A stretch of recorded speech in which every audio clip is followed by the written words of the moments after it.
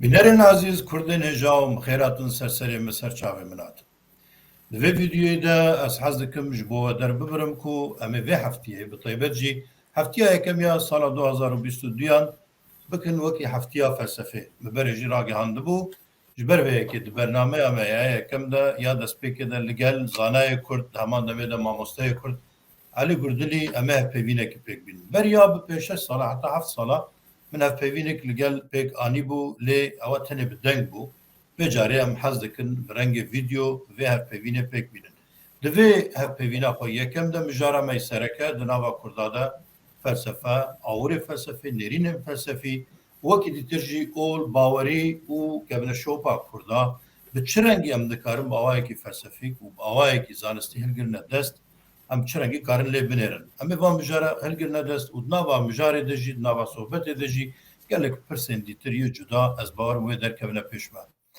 Belê mamosteyê hêja Elî Gurdilî tu bi xêr hatî?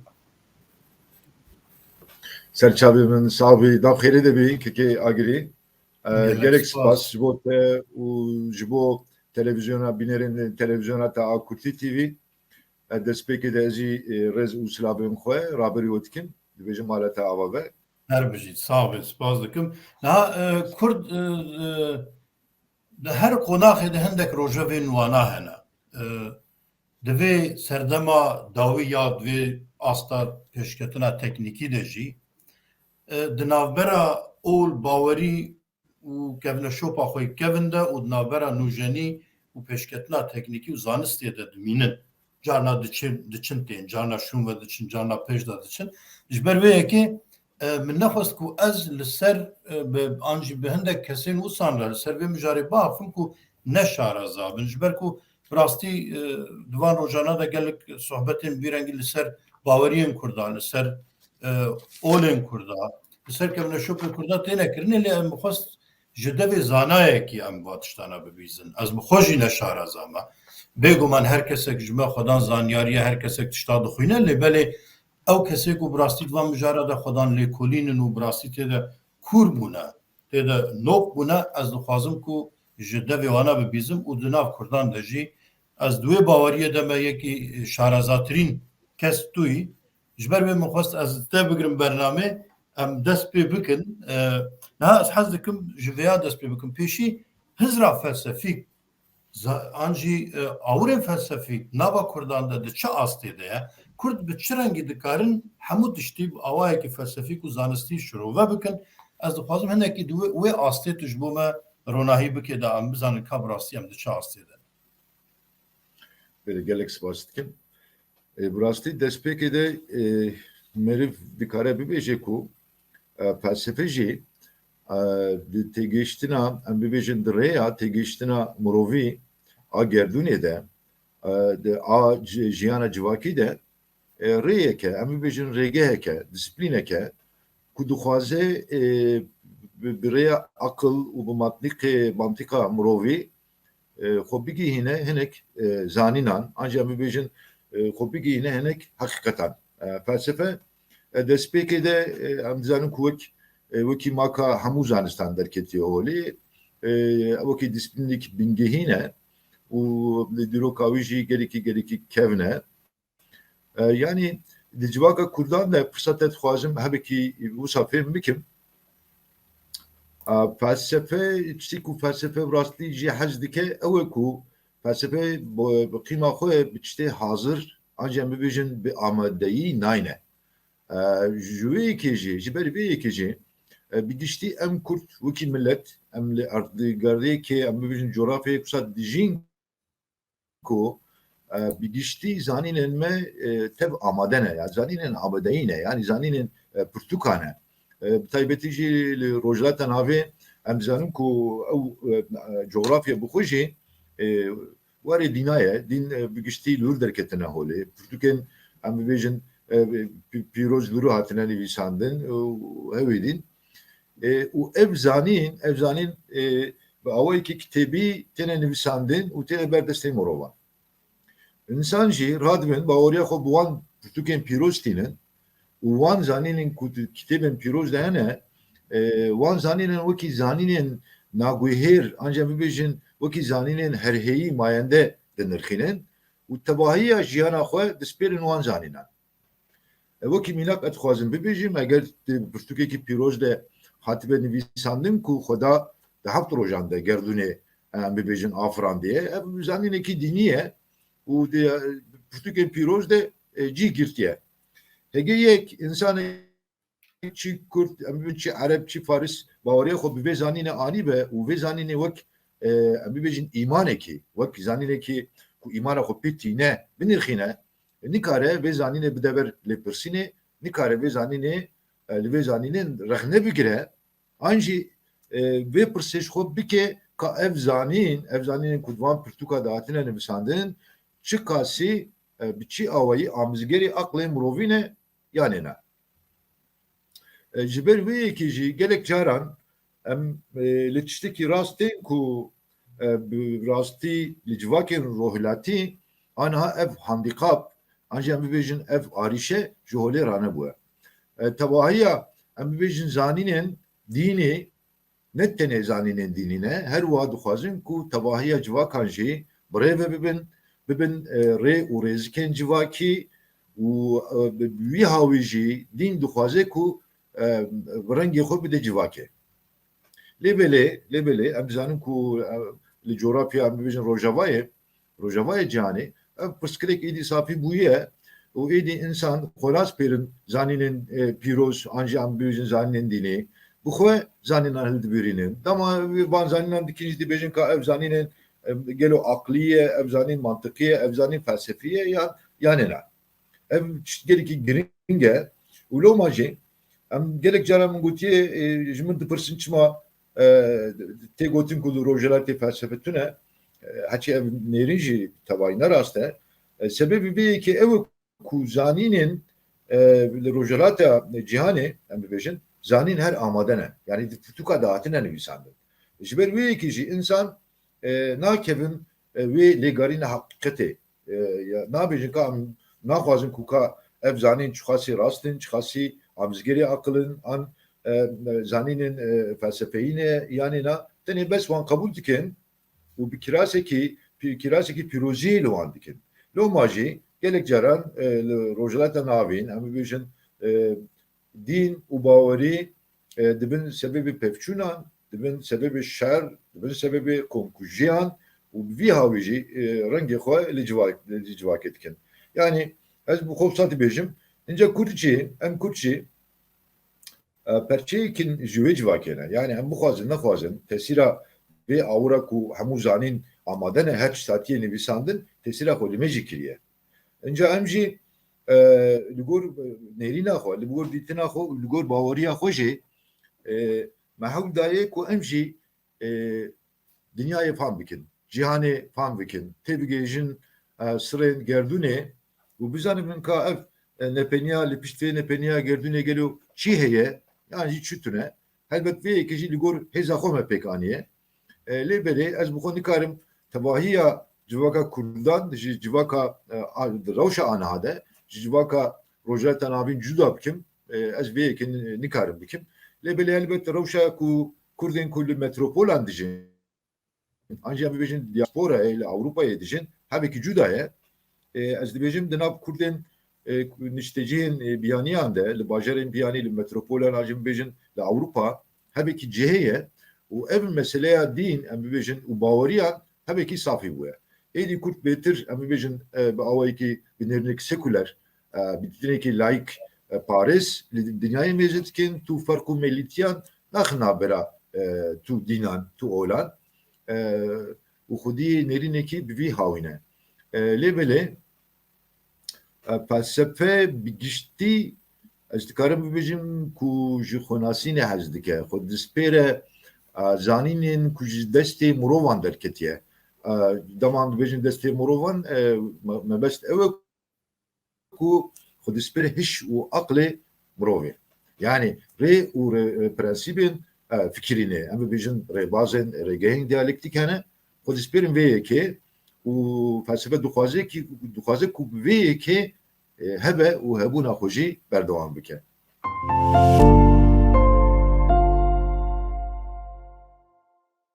Mamosta bibure ez naxwazim hezirete jî ki ew bikim girêdayî vê mijare girêdayî vê bersiva te ez xwazim pirsekê dî bikim di nav de dikarî bersiva wê jî bide. Yani li gel hizra felsefîk di nava Kurdan de bi taybet Kurd çawa di navbera felsefe û zanistê de ancî rewşa pêşketinê de û kevneşopa xwe de çawa dikarin weznekî bidin çêkirinê. Ez xwazim hinekî jî ti qala vê xalê bike. Em çawa dikarin bi rastî zanistî bihezirin, felsefîk bihezirin, di aliyê dîtir de jî em karim xwedî li kevneşopa xwe derbikevin çanda xwe hûn danakin. Di nav vê mijarê de ez xwazim tu hinekî balê bişîne ser wê. Bele, spas.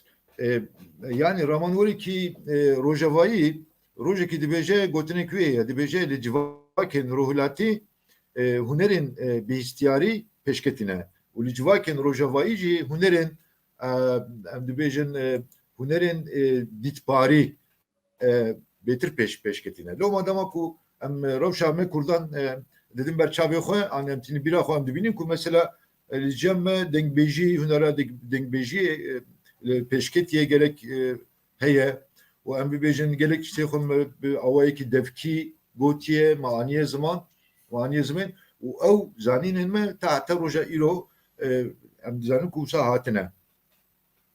Bi rastî jî yani anha heger em bixwazin em dikarin ji ramana felsefeyî sûdekî mezin werbigirin. Bes divê em berê xwe bidin hinek zanînên xwe berê. Ka di civaka me de çi ramanên felsefeyî hebûne yan tunebûne. Divê em pêşî vê pirsê ji xwe bikin. Gelek cara min gotiye heger gelek gotinên me pêşiyan denek zanînên felsefeyî jî hene bes em bibêjin dengbêjî. Em bêjin dengbêjî. Gelo kêt karejmara bibêje ku dengbêjan dema ku gelek meselên civakî olî bi stranan digotin deng digotin cî nedane ramanên felsefeyî. Rojekî min kejê bêmal re heypêvinek pêk anîbû demekî ku ew jî nivîskareke Kurd jineke Kurd e ku Tirkî dinivîsiye ji me re got mamoste dengbêj te filozofê Kurdan e. Tu ji vê yekê re çi dibêjî? Min got ta radeyekî rast e meriv dikare wisa jî bibêje. Zanî? İcar ev ramana dînî çukasî dê bikare be rê bide me ku em berê xwe bidin kemneş zanîna me a kemneşopî ya a berê. Zanî ev gelekî giring e ji ber ku yê nahatiye bikaranîn. Em bi vê yekê nizanin. Mesela em bibêjin Melayê Cizîrê basa çar hêmanan dike. Çar hêmanan dibe ave, axe, agire û hewayê. Lê dibêje ez evîn di pêşiya te vadeyê radibe evînê datînê keleka wan pêşiya wan teva. Gelo divê bir tane beka qesta Melayê Cizîrê jî evînê çi ye? İcar divê xalê de gör em felsefeya Melayê Cizîrê çawa binirxînin em çawa bidin ber çavê xwe em derbarê vê yekê de çawa çi bibêje? Ahmedê Xanî bahsa diyalektikê dike ji ber ku motivekî dînî bahsa diyalektikê dike îro gelek kes ramanên Ahmedê Xanî yên ku di derbarê diyalektikê de gotine wekî ramanên diyalektik kabûl nakin. Dibêjin ew nê diyalektik zane. Heçî meriv ji ber ku bikare bahsa diyalektikê bike hewce nake ku meriv diyalektik zan be. Zanî beriya demekî li ser wê mijarê me vîdeoyek amade kir û yekî nivîsiye ku tu tekîle Ahmedê Xanî bi ramanê diyalektik re tune. Ev jî nêrînek bi rastî jî gerek şaş e divê meriv lê bikole. Ka bi rastî jî tiştekî wisa civaka me de heye yani tune. Ev nehatine lêkolan keka girê. Wek numune dixwazim ji kekê xwe re tiştekî bibêjim. Beriya 2 salan 3 salan min gotarek nivîsî. Navê gotara min kozmopolitîzm û ezdayetî bû. Kozmopolitîzm û ezdayetî bû. Min xwest wek ramanekî felsefeyî ramana kozmopolitîzmê di civaka Kurdan de lê bigerim. Ka ev raman gelo di civaka me Kurdan de bi çi hawî rû daye an gelo meriv dikare xwe bigîne şopa vê ramana felsefeyî. Tu dizanî ez di qewlê êzdiyan de di gotinên êzdiyan de di fikirên êzdiyan de min xwe gihan de wê ramana kozmopolit. Zanî min goterek lê kir û min got kozmopolitîzm û ezdayetî û min xwe sparte hinek ramanên felsefeyî bi gotinê kadî min felsefe kir û min di vê gotarê de destnîşan kir ku meriv bi temamî meriv bi tamamî nikaribe dini ezdayeti vek dineki kozmopolit bu vesfine jî ramanên kozmopolit di ezdayetiye de hene. İcar ev gotara min ne tenê dinav bawermendên Müslüman de dinav civaka izdiyan de jî çend kesan nerazibûna xwe nîşandan bêyî ku bizanibin ramana felsefeyi a kozmopolitizmê çi ye an ne çi ye û nerazibûna xwe nîşandan hete ki got digo ezdayetî dinekî humanîst e lê ne kozmopolitik e. Min got herel dema dibêjim kozmopolitan dibêjim ev kovara kozmopolitan a rojavayê derbarê modayê de dertê herel ew tê bîra te. Min got bavê min ev ne ew e. Got ka çi ye ji min re bibêje. Min got tiştekî wisa heye ku kozmopolitizmê de tevahiya mirovayî wek kuş û bira têne dîtin. Dibêjin cihan tevahi mala me ye û ezmanê ku em li binê ew jî banê xaniyê me ye. Yani ev nêrînek pir mezin e. Zanî wek mînak eştera bibêjim qewlekî me êzdiya ye dibêje ez baş zanim ku tu bûyî qewlê dizanî mesela dibêje Xwedayo tu li heftê û du miletan bêyî rehmê serê balgiya girtiya hepsiyan rêviya rêya kesîb belengaz û exîran me jî pêra. Yani li dinekî mêze bikin, li olekî mêze bikin hawara xwe digîne yani hawa ji Xwedê hawar dike duayê ji Xwedê dibêje were hawara heftê du miletan yê ku li ser rêya mane were alîkariya feqîran û me jî pêra. Lê mêzekin ez dibêjim ev felsefeya ezdayetî xwedanayîne pêşiya tevahiya mirovayî. Ku wek perçeyekî mirovayî dibîne û dibêje ku em jî perçeyekî vê mirovayî ne em jî dixwazin bi rengê xwe hebin. Rengê xwe hebin. İcar dema meriv li ramana kozmopolitizmê mêze dike jî meriv ji xwe vê yekê dibîne. Yani ew ramana kolektif a em bibêjin hemwelatîtiya gerdûnî têde heye. Tevahiya mirovahiyê wek nefesekî têne dîtin û em bibêjin qenciya gerdûnî tê parastin. Yani ramana kozmopolitizmê de xala herî girîng ew e ku parastina qenciya gerdûnî ye. Îro ez bi xwe dibêjim dînê ejdayetiyê dibe ku di sibarojê de bibe yek ji wan haveyna dînên sibarojê. Eger dîn li ser linga bimînin ew haveyna em bibêjin kakilê ejdayetî sibarojê re bimîne. Ji ber ku em nizanin ka piştî hazar salan gelo dîn veguherin çi çawa li ser linga bimînin. Yani îro em dizanin ku êdî huner heye, îro wêje heye, îro sînema heye, îro felsefe heye, ev giştik, ev tişt dikevin şuna dîn. Yani dema meriv li yekî rojhilatî mêze dike dîn tevahiya cîhana wî ye.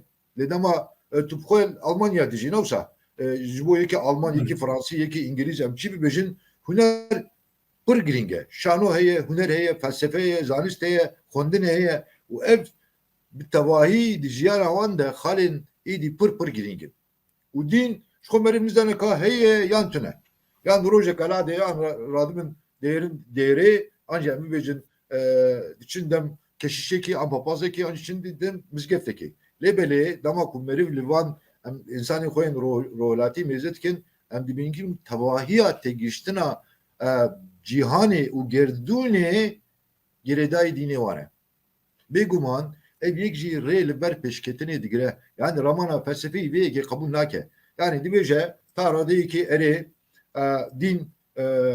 dîn faktoreke bir kere çi tê ew jî ji bo têgihiştina gerdûnê ji bo têgihiştina dinyayê û civaka mirovî bi kêr tê. Dîn medeniyet avakirine rastî. Yani em bibêjin îro perestka xerab raşkê em bibêjin a li Rihayê perestka ma kevnara dîrokî destnîşan dike ku berî miladê 8010 salan berî jî insana pereske avakirine. Yani din hebûye. Felsefe bilê rast e. Felsefe bi serê xwe nikare ji me re medeniyeteke ava bike.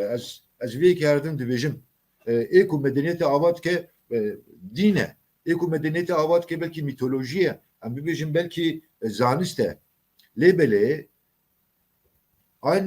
ancak buraya felsefeyi em dikarin ew medeniyeta ku ava bûye em berê wê medeniyetê bidin hêleka qenç ancak felsefe bir kerî vê yekê divê em vê yekê baş tê bigêjin vê yekê çawa ku em dibêjin felsefe di rêya lêgerîna heqîqetê de rêhevaltiya mirovan dike em vê yekê wek danasînekî dibêjin wek zanînekî felsefeyî dibêjin em vê yekê ji bo avakirina medeniyetê jî dikarin bibêjin erê felsefe bi serê xwe medeniyeta ava nake lê ji bo medeniyeta heyî bi hêleka qenç ve here felsefe dikare bir kerî hemû insanan were ne tenê me Kurdan dikare bir kerî her insana were inca ev jî ez jî xwedan helbestekî wisa me û dixwazim minik di van zanînan de kar bikim lê mixabin ji ber ku di civaka me de ev zanîn bi zar û zimanê me pirin dikin ne ku ez bibexşînim bila ez nabêjim haya Kurdan ji felsefeyê tune nexêr her yekî bi felsefeyê mijûle baş felsefe dixwîne lê mixabin em giştik belkî ez jî taradeyekî têde me em bi zimanên biyanî yan Fransî yan İngilîz yan Almanî yan Tirkî dixwînin û em dixwazin bi wan gotinan xwe îfade bikin ev jî gelek caran dibe gelek sebeba gelek xeletiya mesela ez naxwazim navê rewşenbîrîkî me bidim belê çend roja peyameke xwe de düşüna panteîzmê de dibêje paganîzm mesela dibêje Platon gotiye huner hunerê di raserê her tiştî dîtiye tiştekî wisa tune ev zanînekî felsefeyê ku Platon di beriya hunerê kiriye ji ber ku gotiye huner teqlîd e huner kirî tiştekî nayê bereva jê gotinên wî rewşenbîrê me Platon rabûye ji beriya hunerê kiriye gotiye huner teqlîda îdeaya ye insana mijûl dike wisa dike ku insan nikarin xwe bigihînin zanînên resen zanînên resen kîjanin ew zanînên îdeayan e îdea cihana îdea jere îdealar dünyasî Tirkî jere bir îdealar dünyasî îcar dema ku rewşenbîrekî me nivîskarekî me rabe zanînên felsefeyî bi vî hawî çok bikar bîne zanî ev tişt rastî jî gelekî hêviya meriv ew dike şolê radike yani ez bêhêvî dibim dema tiştî wisa sa dikim îcar ji me re gelek cara ji me re digotin çima te ewl yek vê karê ferhengê te da berxwe min jî got gelek îro têgih hene ku em bi maneya wan nizanin em bi wateya wan nizanin Mamoste bibûre mamoste bibûre beriya derbasî wira bibe daha bi çavê an jî bi nêrînê temaşevana dixwazim bipirsim ji ber sên wiha sedî sed wê derkevine pêş me te bixwe te got ol dîn bingeha şaristaniyê ne şaristanî bi rêka ola pêşketiye bêguman demayekî got dîrokê vekolê wê va tiştana bibîne yani hizir dîroka hizir xeyal pêşketina xeyala pêşketina hestan bana bi dîn ve girêdayne bêguman dîn encama va tişta her kesekî dîrokê re mijûl bide vana bibîne baş e ji bo çi tu dibêje tu dibe pêşerojê jî dibe ku êzdayetî bibe haveyne dînên pêşerojê sîberojê ev çi tê çiwate yani tu dibêje ku dema pêşiya me de jî wê dîn hebin an jî dîn wê çi rolekî giring li ser civakê bilîzin ta ku şaristaniya waya ev roj û pêşerojê jî pêş bikeve ez xwazim vêya zelal bike hinek gerek spas gerek cîdê ji ber ku baweriya min ew e heger rojekî dînek li ser piyan bimîne û bibe wek dînekî siberojê em bibêjin dînekî dahatûyê divê ew dîn parastkarê qenciya gerdûnî be bi tû hawî divê ew dîn rê û rismên xwe baweriyên xwe dîtinên xwe her ew çî bin heger li ser bawermendên cuda fers kiribin û gotibin destekarî bi ser wan me çûbin wan asîmîle kiribin û dînê xwe bi hêza şûr bi wan da bine qebûlkirin ew dîn bi tû hawî nikarin bibin dînê siberojê baweriya min ew e ku rojekê heger dîn li ser linga bimîne rojekê bimîne perestkên insanan dê bibin ew perestkê ku insan her wan perestkeyan ji bo qenciya gerdûnê duayê xwe bikin ew xweda belkî ew xwedayê ku em her û her bi awayekî cismanî wî difikirin belkî ew xweda wekî hêza em bibêjin wekî ruh tevahiya gerduni jware dîtin.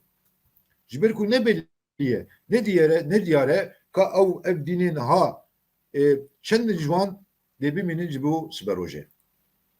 Hani mitoloji devam mitolojiya Sümeran meze dikin em dibînin ku îro tevahiya dînên heyî bi taybetî jî dînên yek xwedayî yani dînên Musawîtiyê, dînên Xristiyanî, dînên Musulmantiyê tevahî ji mitolojiya Sümerî derketine. Gelek jara min ser wan nivîsiye gotarên min hene. Berî demekî min ser zerdeşt pêxember û postmodernîzmê min bernameyek amade kir kek agirê di malpera min a YouTube'de ew bername heye ew yekî zindî bi kasî saetek û 20 deqa û berdewam e û min divê bernameyê de destnîşan kir ku tesîra zerdeşt pêxember li ser ramana postmodern heye. Helbet ez xwe destpêrê minek metnan, ez xwe destpêrê minek zanînan. Yani gelek tiştên ku îro yek dînên îmeyî xwedayî de hene wek derketina mîracê li ser avê bi reveçûn û ji nûra em bibêjin ji nûra îlahî ducanîbûna dayîka İsa Mesihî bi tevahî ji dînê zerdeştiyê tê. Yani divê meriv bi van tişta bibêje. Yani ez bibêjim yekêm car em bibêjin tekiliya başî û xirabiyê wek ramanekî kozmîk em bibêjin ji alê zerdeşt pêxember ve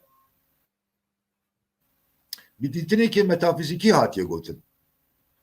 û loma jê em dibînin ku Friedrich Nietzsche filozofê Alman ê nav û denk gelekî li ser zerdeşt rawestiyaye û nizanin ku pirtûkek wî jê zerdeşt sobûbûha ferman kir heye.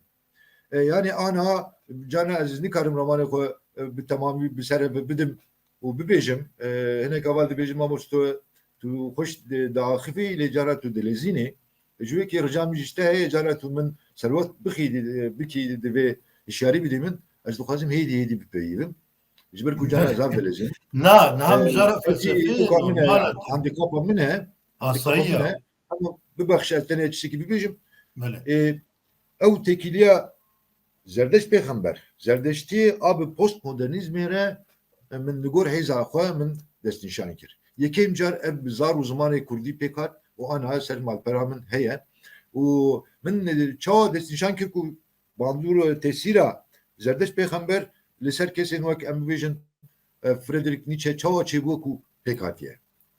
Îcar em dizanin ku ev ramana postmodern jî bi tesîra wek kesên Friedrich Nietzsche, Sigmund Freud, Kierkegaard pêk hatiye û ev filozof û ramanwer heta ev em bibêjin psîkiyatrîst jî bûne pêşengê vê ramana postmodern. Ana em ê bikin ku îro em tenê rabin bi ramanekî modern li meseleyên xwe mêze bikin. İdî dewra modernîzmê jî derbas dibe. Kekê agirê. Yani her çeşit wisa zû diguherîn ku çawa ku Heraklitos gotibû tiştê ku nayê guherîn bixwe. Divê em vêya rastî divê em ewil vê yekê qebûl bikin. Ana em modernîzma Kurdî pêk nehat. Hêviya me hebû ku em ê xwe bigînin qonaxa modernîzmê û em ê jî bibêjin vaya modernîzma Kurdî pêk hat. Modernîzm çi dixwaze? Modernîzm çi yani rojavayê cihanê modernîzmê çi kir? Divê em vêya bibêjin. Yani akıl destilettariya akıl bilind kir û hêza îradeyê daxist xwarê. Loma Nietzsche dibêje ku bila tevahiya felsefeyên rojavayî biroxin dibêje. Ji ber çi dibêje dêr Xristiyanî ji text hatiye xwarê modernîzmê vê carî jî akıl derxistiye ser text. û akıl jî li hember mirovahiyê çi kiriye? Quretiyan kiriye. İcar divê em ji vê qonaxa modernîzmê zû bi zû derbas bibin. Divê em xwe bigîjin qonaxa postmodern.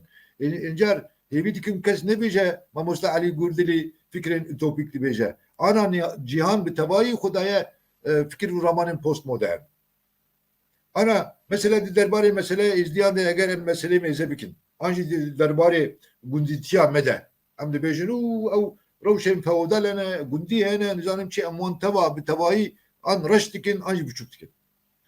post modernizm dibêje de rabirduye de yani di rojên me borî de çi hebe ew zenginiyên me ne divê em wan nirxan wan hêjayiyên xwe bi tebahî bi nirxên xwe ve bi ew çawa bin divê em wan bikin perçeyekî sibaroja xwe ev yek gelekî giring e bi xwe ez dixwazim min gelek dixwaz ku xaniyekî min hebe û bişibe xaniyê gundê bavê min gelekî hoş bûye helbet çixwasî bişibe gundê xaniyên xaniyê bavê min dîsa jî êtê de çi hebe êtê de klîma hebe êtê de dibêjim kalorifer hebe û wekî din ka postmodernîzm hebek ev e yanî yani nabe ku em bibêjin ev tişt kevne ev tişt kevneperestiye divê ji holê rabe tamamî bi çavekekî modern divê em meseleya mêzenekin ana dul Almanyayê dijî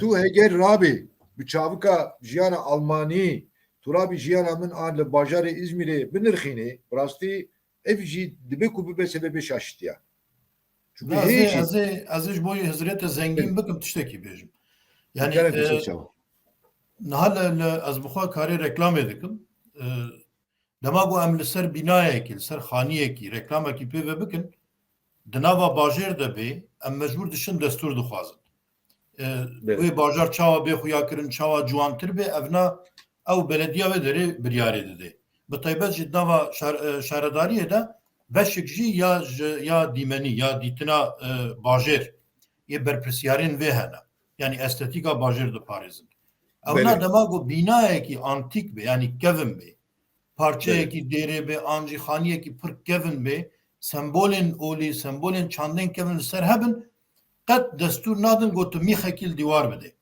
qedexeye yani tu reklamê çilo pê vedike serbest e lê divê tu dîwar kûn neke divê tu zererê negihenî wî kevirî û ev tiştê got rû dide li Ewropayê yani cihekî ew qasî pêşketiye lê dîsa jî nirxên xwe sembolên xwe kevin olî dibin çi dibe bila wan diparêzin wana diparêzin û ev parastin ne parastinekî asayî ye jî parastinekî pir awarte ye yani di asta herî bilind de diparêzin qedexeya wana tu dikarî li Ewropa her tiştî bike lê tiştekî way kevin tiştek kevirekî way kevin tu nikarî xisarê bidîye de saat hoş kerem ke berdewam ke yani gotina min hebek ew bû yani ji ber ku êdî va em salek û sadê dijîn ku her çî zû digore divê em jî bikaribûn xwe bigihînin vê guherîna lezgîn yani divê em bikaribûn xwe adapteyê vê yekê bikin yani ev yek bi rastî ji bo vê yekê jî meharet lazim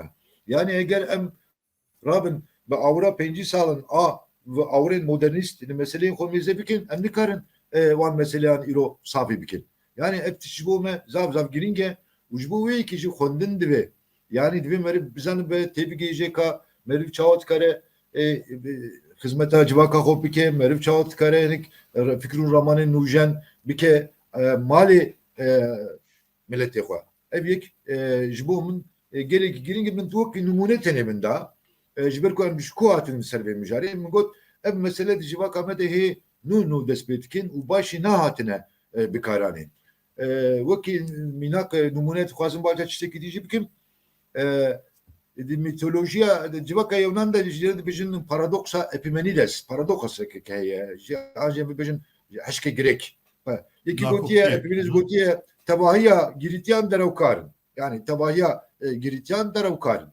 încar em ê çawa bizanin ku ev jî amê rast dibêje ji ber ku ew jî girîtiye yani eger yekî girîtî rabe bibêje tebahiya girîtî derewkarin em ê vê pêşniyariyê gelo em ê rast qebûl bikin em ê şaş qebûl bikin ji ber ku Epimenides xwe jî girîtî bû yani yani ince ev yek heta demekî wek paradoksekî hatiye dîtin em min derbarê vê yekî de videoyekî amade kir rastî jî rojek du rojê min pê derbas bû yekî lê binê têbînê nivîsêkek agirê ji kere nek xwe bikin gotiya hoca tu fena li me dikî ya ev çi yê tu dibêjî ev xwe tev giştik gawirin ev tişt derawa dikin îcar em ê çawa baweriya xwe bi wan bînin ama bibêje ew tev gawirin û tev ji derawa dikin xilas bû ço tu jî li me fen û fûta li me dikî yani aha ew bersiva ku te pirsa ku te pirs kir براستی ورسفه که belki جبویه که yani kesi kubusa bir fikre işte ki ko ezi bir karibim bidi mi tüne yani katiyen tüne yani ez yani tebahiya din jmara dibêjin tu rexnelî dînan nagirê ez dibêjim ez rezgirim lê hemberê dînan dîn ta radeyekî ji ber ku min civaknasî jî xwendiye 6 sala di civakan de xwedan rolekî erênî bûne ta radeyekî di şaristaniya avakirina şaristaniya mirovahiyê de heta ku dîn di navbera Xwedê û ebdên wî de wek el wek resm wek danûstandanekî bimîne ser serê min serçavê min rêza min ji tebahiya dînan hebe heskî bila ew dînekî paganîst be dînekî kevnare be bila xristiyanî be bila îzdayetî be çî dibe ji bo min ferq nake lêbelê çî dema ku ew dîn rabe zanînên xwe wek zanînên nagûhêr dêne ber min û ji min re bibêje tu bêgavî ji min bawer bikî az hingê li hemberî wî dînî serê xwe radikim ez vê yekê qebûl nakim tu felsefenas vê yekê qebûl nake îcar ev dibêjin ev gotina ku dibêjin felsefenas ancak bibêjin felsefeman xwedê nenasin ateîstin a ji vir dertê yani nakokiya akıl û a îmanê a dîn ancak bibêjin a akıl û a îmanê yani ev nakokiye neku felsefenas ji xwedê bawer nakin xwedê nahebînin yan jî xwedê nenasin ev dijberî ji vê jêderê yani çapkaniya vê yekê ev باشه مامۆستا tiştekî pir giring ez dixwazim bipirsim işte ev hem wekî hizir jî hem wekî nêrîn niha tu bi xwe felsefelanî tu ji min çêtir zanî ez tenê yani her beşî de hinekî me xwezane kiriye lê em di beşekî de qalemekî de nepir jî hatîne niha ew mirovê got bi rastî perestvanê dîn bê baweriya xwe bi dîn têne baweriya xwe bi pêxembera têne baweriya xwe bi adet û kevneşopa wî olî têne û ew mirovê ku xwe nûjen dibîne dîsa bi heman şêweyî ez wekî şêwaz dibêjim wekî awayê perestinê dibêjim bi heman şêweyî partiyekê serokekî diparêze ne aynî baweriye ma ev nabe aynî bawerî belê gelekî nêzî hebin ji ber ku her du jî dibin îdeolojî yani ez dixwazim vê na hinekî dî zelal bikim ji ber ku yani elêt mêzenim derd keve pêş me yani ez ê em ê hinekî baxin jî bi qîr û bi ew yani dîn dijminatiyet ya Şex Seîd dike ya nizanim hemû serhildanê Kurdan wekî paşverû dibîne lê dibêje ez komûnîstim ma komûnîzm ji wê çaxê nabe dîn belê ew jî dibe digore dînekî yani ana çawa ku min got yani bingeha dînan ew e ku dîn û baweriyên dînî nayên goherîn meriv nikare wan rexne bike yani li dervê rexneyê ne deriyê wan ji rexneyê re girtiye ji ber wê yekî jî ne zanînên bibêjin alîne girin ne zanînên mesnelin dikarin bibêjin çi ji bo wê zanînê ew zanînên subjektifin yani girêdayî baweriya me ne yani bi rastî eger ez xristiyan bim ez ê li gor dînê xwe ji Xwedê bawer bikim yekî misilman li gor rê û rismên dînê xwe de ji Xwedê bawer bike ev jî nîşan dide ku ev zanînekî subjektif e nabe ku meriv rabe van zanînan wekî zanînên zanistî raberê insana bike û bibêje ev zanînên nagûhêrin zanînên zanistî ne ez bi xwe dibêjim yani lêgerîna kesekî ku rabe dînan de di olan de em bibêjin kîja be ferq nake em bibêjin li rê û rismên an jî li qanûnên zanistî bikare ez dibêjim ev nîşana ehmeqiyê ye bila min bibexşîne ji ber ku dîn tiştekî diye dîn warê pîroziyê ye dîn warê baweriyê ye tiştekî ku warê baweriyê be nabe ku bibe mijara zanistê ev tişt gelekî giring e felsefe serê xwe pê diêşîne felsefe dibêje gelo tiştekî wisa heye felsefe xwe pê diêşîne lê rasterast nikare bibe mijara zanistê loma jî ew zanînê em bibêjin ev tirkî re dibêjin bilgiya jî dibin wek îdeolojiyan îdî ev hinek rêxistê partî an jê bibêjin dem û dezgehên bên Kurdan hene jî ewan jî bi salan em bibêjin hinek çerçoveyan de li ber xwe dane. Yani tek hoş yani. Hineka şerê çekdarî da ber xwe, hinekî hinekan şerê em bibêjin tekoşîna legalî dane ber xwe. Herkes di gor xwe ez wan di wê wadeyê de nanirxînim. Tenê dibêjim ku demekî demdirêj merî bi heman metoda li ber xwe bide ew metod ew zanîn ve diguherin ideolojiyan ve diguherine ramanên qalibên ramanî dibin qalibên ramanê û nayên guhertin. Leva merî nikare wan rexne bike. Yani ev çawa ku ez nikaribim yekî ez bibêjim alimekî dînî ez nikaribim rexne bikim mesela ji bo ji alî dînî ve ez nikarim rêberekî partiyekî siyasî jî rexne bikim. Yani rastî ev civaka Kurdan de sebebê kuştinê yani. Dikare bibe sebebê kuştinê jî yani. Ez bu xwe ez bêyekî eşkere dibêjim. Û loma jê divê meriv yani wê çavka reş a ideolojiyan a naguheriyê deyna aliyekî û meriv bikaribe bi perspektîvekî bi awrekî berfireh li meseleyan bêje bike. Bu rastî jî ev yek herî zêde ji bo me Kurda lazim e. Em miletekî bindestin. Em miletekî wî sane ku em ji xwendinê bêpar mane. Ne iştine ku em bixwînin, ne iştine ku em pê bizanibin. Birayê me li ber çavê me reş kirine. Em bûne dijminê hev. Dijminên Kurdan her hewl dane ku nakokiyên mên em bibêjin civakî, dînî, komelî tev bidin û wisa bikin ku ev bibin sebebê tekşûna me. Divê em vê yekê baş bizanibin. Ez dixwazim vira de mînakekî dijî bidim mamoste bibûre. Niha mînak hizrê netewî û ev nêzîkatiyê ku niha tu qala wana dike. Ev her du alî jî hene. Niha mînak Îranê zê mînak bidim. Komara İslamiya Îranê di dinyayê de xwe komara herî tund hişk ya İslamî dide naskirinê. û ji bo vê yekê jî her roj mirovan dar vedike, bi taybet Kurdan dar vedike. Ez bi xwe mamel wê derê, ez bi xwe di zindana wa de jî mam. Ez hinekî ji nêzik ve nas dikim dizanim. Komara İslamê dîroka xwe înkar nake. Yekî wekî Ömer Xeyam, bi xwe Ömer Xeyam di rubaiyetên xwe de dijî Xwedê çarîneya dinivîsê. Qîr dike yani çi tiştekî dwarê dîn û îmanê de heye henekê xwe pê dike û dijî wê derdikeve. Lêbelê İran xwedî li vî filozofê xwe derdikeve. İran nabêje ev dijî dînê min e. Dibêje ev İranî ye, ev Fars e dibêje. Ber wê jî ev nirxekî min e. û li dinyayê wek filozofê İranî dide naskirinê. An jî zerdüşt ola zerdüştî ti peywendiyekî xwe eger tu li gorî misilmana biçe, ti peywendiyekî xwe bi İslamê re tune. Gorî wa eger dibişe. Gorî zanistî nabêjim.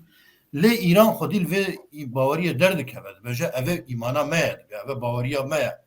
Yani welatekî ew qasî tund û hişk jî xwedî dikeve şoba xwe derdikeve lê ême Kurda gotê mesela baweriyê îdeolojiya wana, îmana wana, dînê wana ser netewêre ye. Ser vêya çi dibêje. Belê saeta te xweş. Loma em bibêjim Faris jê re dibêjin Hezretî Zerdeşt. Bêjin Hezret. Yani wî wek pêxember qebûl dikine ji xwe. Loma jê re dibêjin Hezretî Zerdeşt. Ez jî dibêjim Zerdeşt pêxember yekî ji me re nivîsiye bê Zerdeşt ne pêxember e çima tu jê re dibêjî Zerdeşt pêxember divê tu bibêje mugazê çi bibêjin divê tu bibêjî Zerdeştê kal. Baş ser çava mugo pêxember jî insan eger ku pêxember bûye dîsa insan e tu jî dikarî bibêjî Zerdeştê kal. Ez jî wisa dikarim bibêjim. Lêbelê ev mebest dîsa aynı insan e, aynı mirov e derbas yani. Lêbelê çawa tu dibêjî rastiyeke mixabin û di civaka me Kurdan de ev yek hep pêş neketiye. Yani ev yek pek natiye. Em bibêjin wek mînak de wek Mele Saîdê Kurdî. Yani Tirkan tu êjî dizanî ku nabêjin Mele Saîdê Kurdî dibêjin Mele Saîdê Nursi. û radimin Mele Saîd dibêjin alimê kîmeyê dînî paye bilind e yani. Tu zanî bi hezaran mirîdên wî li Tokatê nizanim dev û dora Anadolê li bajarên Tirkan hazar kes bûne mirîdên wî. Îcar min demekî li ser Mele Saîdê Kurdî hinek lekolînan kirin goterek nivîsî û mixwe gihade derbarê felsefeyê de çend gotinên wî hebûn. Gotinên wî balkêş hebûn.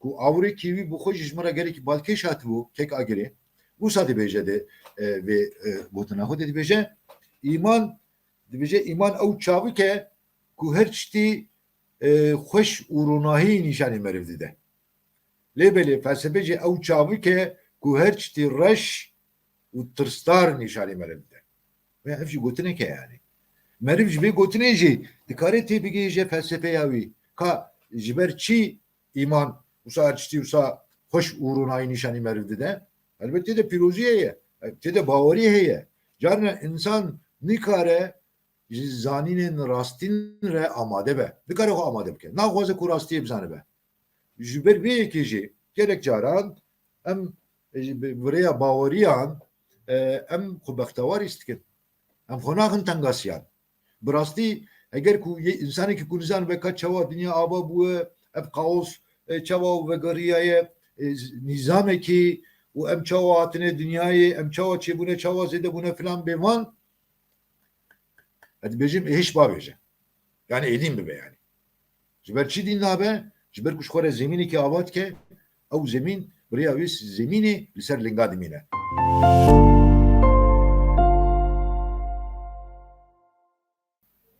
بله hadi bejim beli yani bu kibiye ki önce em vak civak em kurt hey jivan yekare ne amadere em tamami çteki ya raş dibinin anji spi dibinin ام نخوازن وان رنگ دی ببینن هش کنم دوی جیان وک کسکسوره دوی ام توایی رنگان بزنه بن yani دوی ام توایی sana ببینن فلسفه ناسی کی ترکیه از جانا من درباره ویدیجی برنامه قاوده کر پروفسوره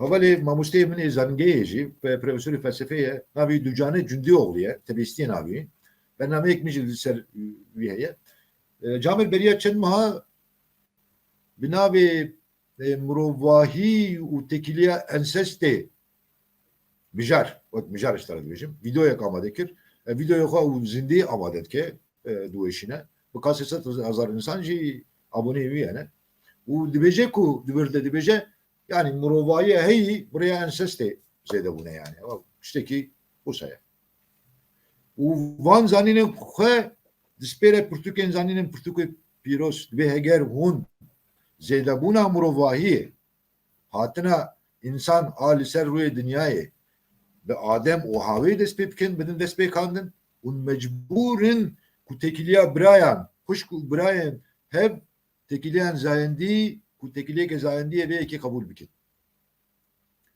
demeze ki civak katırkan de karşı şoret bejan civak ki modern gerek erişli hemberi yüpekatın sigaf jeret hatı gotin falan lebele camir tene duhaze ko bis pere prensiben akli u felsefe bike zani tene camir felsefe tike duhaze ko felsefe bike yani mesele be son duhum bu eğer ko Ali Gurdil derbari beye ki de bename ki amade bikra u min çteki usa bu gota vega serimin ne cari ki belki şeş cari jekir bun yani kesin kar bu tarme müci arda elde yani ne kar bun yani ana ev mesele ince camir der ki de dibece ya jere gotine tu tehiş abet ye tu din buyi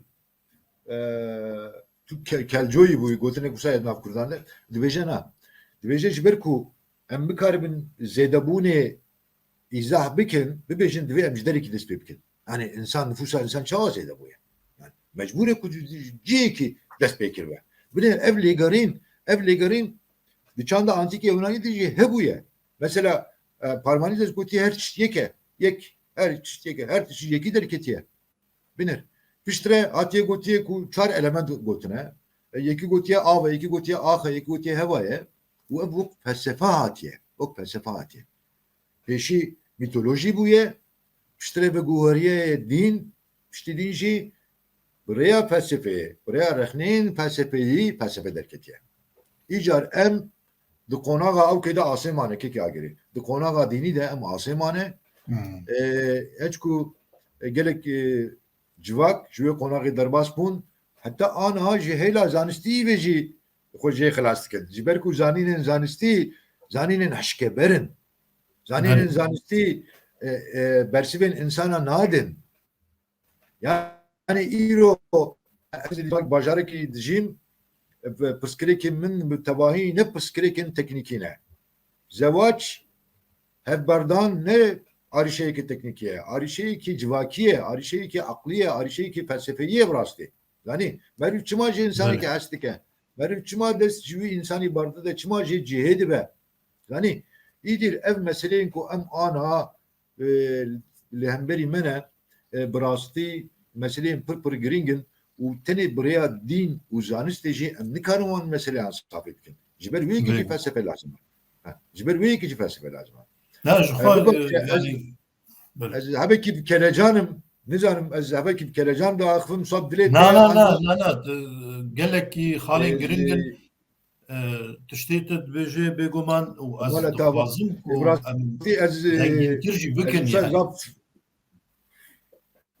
ez ab safêr nebûme viyavî baxivim zêdetir ji ber ku dinivîsim ez dema dinivîsim xwe bêtir rahatî dikim lêberê dema ku ez bêkîre de axivim ser ekranekî filan evekî ez kelecan tev dikarim em ê bêlin tu fêr bibe ev jî teknîkan û jene yanî divê tu felsefe înşallah belki em sayete wê jî yanî ez vêya dixwazim bêjim niha rastî mesela zanistê de û rastêgihiştinê de û dîrokê de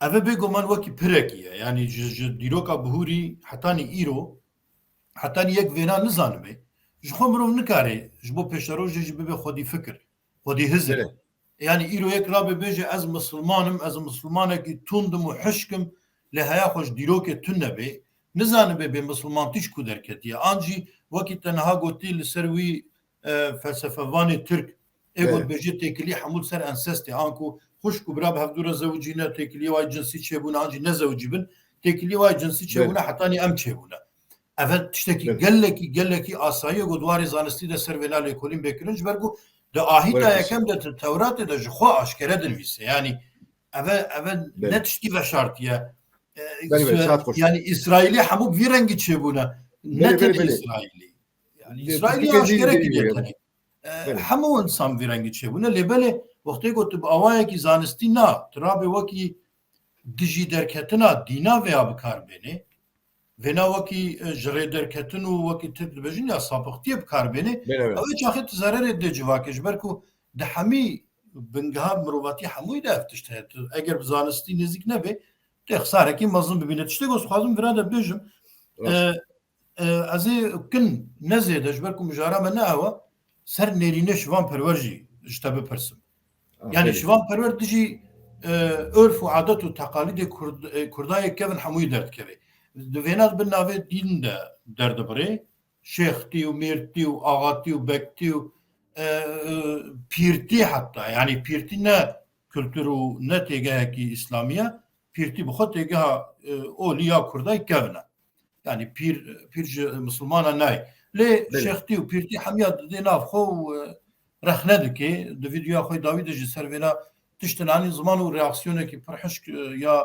hem Kurdên êzîdî hem Kurdên dîtir li hember xwe dît di ser veya çi dibêje yanî wextê ku bi rastî êrîşekî vî re an jî rexnegiriyekî vî rengî û bêkirinê ev bi çi niyetê têkirin an jî bi çi armancê têkirin aliyê xwe zanistiyaye tune ya ez dixwazim ji zaneyekî wekî te veya bipirsim mala te afa du xweşiya xwe dibêje ji bo min bi rastî wisa ev yek belkî rasthatinekî be şibîdî êvarê min li bernameya kek şivan perwer mêze kir ez bibêjim navendeka Lekolînê a hunermendan bernameyek pêk hatiye li Almanyayê ez bawer dikim şivan kek şivan perwer li wir axaftirek dike û bersiva hinek pirsên beştervaran dide destpêkê de dixwazim bibêjim ku hêvî dikim ku kek şivan perwer gotinê min şaş fêm neke ji ber çi ez vê yekê dibêjim ji ber ku ez bi stranên kek şivan perwer mezin bûme û rojekê dê heypêvînekê de ji min hat pirsî goherî zêde ji min gotim tu ji kîja stranê Kursî Kurdî hez dikî min strana şivan perwer ey ferat nîşan da û gelekî wan ez hez dikim xanima min delala min qêrînek tê ji serê çi ya û min çarda pazda saliya xwe de ji ber bantên kek şivan perwer min lêdanê jî xwariye Jiber ku bireyim nemazın roja ku hatibû girtin min bam tevî girt min got ez bahçe xaliye me de em bispêrin axê me biveşirin duwê demê de milêdan jî xwariye. İcar mebesta kek şivan perver ez baş zanim ku meslek eriniye. Ez qet bawer nakim ku kek şivan perver van gotinên xwe, van fikrên xwe, van romanên xwe bi niyetê xirab belav dike. Na qetiyen ez tiştekî wisa bawer nakim. Niyeta min ez baş dizanim ku kek şivan perver insanekî nêtpak e û dilê wî pak û paqij e. Lêbelê em bibêjin dema gotinê de hinek gotinên kek şivan perver hebekî hişkin, hebekî tundin. Mesela kek şivan perver di bernameyê de tiştê ku ez beşdarî romanên wî dibim gelek diwaran de ez jî beşdarî romanê wî dibim. Mesela êrişê feodalizmê dike. Dibêje ev feodalizm divê bi giştî ji holê rabe. İdî em ji holê rabe ji ber çîveyekê dibêje ji ber ku dibêje ji bo ku netewkarî pêk were yani ev wek netewe wek millet bikar bin hebin dibe ev feodalizm ji holê rabe. Heç ku em dizanin ku ilmê sosyolojiyê ferî me dike ku konaxa feodalizmê wisa zû ji holê rabe. Heger tu destekarî êrişê wê pergala feodal bikî tu wê ji holê rakî tê wisa bikî ku ew civak bi tevahî ji holê rabe. Ev yek xeteriyek pir mesele. Divê em vê yekê bibêjin. Ana haberê xwe bidin Kurdistanê. Kîja malbat heye ku ne eşîre. Malbata min ji wan re dibêjin mala mustê. Ana hat bibêjin mala mustê li derdora Tirkiyeyê em hezar endamên malbata bavê min hene. Em dibêjin eşîra mala mustê dibêjin. Em tev eşîrin. Tu eşîrî, ez eşîrim. Kek şivan per em tev eşîrin. Êdir. Em ê çawa bikarin eşîrtiyê ji holê rakin? Kaç kerema xwe ji min re bibêje. Pergalek feodal heye. Em ê çawa bikarin vê yekê ji holê rakin? İmkan tune. Kek şivan perver mînaka rojavayê nîşanî da. Şevî dê êvarê bernameyê de temaşe kir. Madem tu pirskî ez jî dibêjim, ez ê bibêjim. Dibêje eva tev li rojava jî pêk hatin. Lêbelê reform hat, pêşî Rönesans hat, reform hat, ev giştik tev ji holê re habûn û civakên xwe yên medenî ava kirin. Erê ji ber çi civakên xwe yên medenî ava? Ji ber ku civak zengîn bûn. Bazirganî têne tev derket. Çîna burjuvaziyê derket, irf û adetê xwe pêk anî. Baweriyên xwe yên dinyayî li nav civakê belav kir. û bi wî havî ew civak li holî derket. Yek mînakekî tenê dixwazim bibêjim ku mesela di xistaniya pêşîn de em bibêjin jiyanekî kolektîv hebû. Her çeşit bi hev re dijiyan. Yani kesî nedigo ev mal û milkê min e, kesî nedigo ev tiştekî min e. Çî tiştê wan hebûn, çûn dana pêxemberên xwe, çûn dan keşişên xwe, papazên xwe û bi wî havî dînê xwe xwît kirin. û digotin em giştik te birayê hebin. Lê pişt re hatina mezheba protestaniyê re ev rewş hate guhêrîn. İdî zengînî û em bibêjin xwedan mal ku zengînî hat pasınandin û wisa kir ku ev mezheba katolîk di civaka rojavayî de kapitalizm bi pêş ve bikeve û bazirganî û sanayî kurt û geç bibe. Piştre çi bû? Dîsa îcar ev kapitalizm jî rabû bandorê tesîrê li meselê protestan kir. Ab vî awî. Yani heger di civakekî de em bibêjin rewşa civakê rê nede bi tu havî tu nikarî saziyên wê civakê ji holê rakî tu nebikî. û tu nikarî saziyên heyî jî bi çavkekê em bibêjin modernîst wan biçûk bikî. Eger tu wan biçûk bikî jî tenê ev dîtinekî te yê şexsî ye, mafîkî te yê elbet tu rexne bikî. Heta tu bibêjî ez Xwedê jî bawer nakim, ez ji pêxember jî bawer nakim. Ev jî mafî wî ye û rêza min jî jere heye û belkî ez jî vê yekê dibêjim. Lêbelê ez bi xwe nabim nirxekî em bibêjin beşekî civaka xwe biçûk nakim. Bêtir ez ê hewl bidim ku hebûna wê yekê sebebê hebûna wê yekê te bigêjim. Ana tu yê bibêjî maqet kek şivan perve bi vê yekê nizane. Na ez vê yekê nabêjim. Ez naxwazim bê rezîtiyê bikim. Lêbelê tenê de tiştekî bibêjim rê û rismên dînî yên ezdayetiyê ez vê yekê her min gotiye Dinav civakê de hatine helbirandin. Yani baweriya min ew ku felsefeya jiyanê a ezdayetiyê felsefeyekî mirovî ye. Çawa ku me Kurdan û berê jî bi tevahî hem êzidiyan hem jî me bi awayekî devkî bi awayekî zargotinî me hemû tevahiyên nirx û baweriyên xwe parast ve heta îro anî be êzidiyan jî wisa kirine. Loma jî eger dînê êzdayetiyê ew dîn bûya ku her tiştê xwe li ser insana farz dike bi destekarî, bi hêza şûr, bi hêza pirtûka pîroz îro dê li ber destê me jî bi awayekî nivîskî çawa ku İncîl heye, çawa ku Qur'an heye belkî misafar jî ber destê me hebû. Lê aniha tune. Divê em ji xwe bipirsin çima tune? Çima ev dîn dînekî kevnare, dînekî me a Kurdan a beriya miladê deriyê xwe girtiye û nexwestiye ku were guhêrîn. Xwestiye ku wisa bimîne. İcar yani ev meseleya rê û rismên dînî em bibêjin sistema qastê a di civaka êzdiyan de ew jî meseleyek din e. Min berî sê çar salan li ser wê meselê goterek nivîsiye sistema qastê civaka êzdiyan de divê ez bibêjim ku rasterast ew sistema civakî ne sistema qastê ye. Wek pergala pleyan em bibêjin wek sistema tebaqeyên civakî ye lê belê ji ber ku civaknas bi giştî navê qastê lê dikin min jî bi wî navî goterek nivîsiye. Erê rast e di civaka wan de şêx hene, şêx heye, baba şêx heye û ez tere bibêjim mîr heye, xilmet heye, dayê kebanî heye. Yani mîr heye û ez bibêjim yani civak di nav xwe de wek tebaqe beş bi beş hatiye dabeşandin.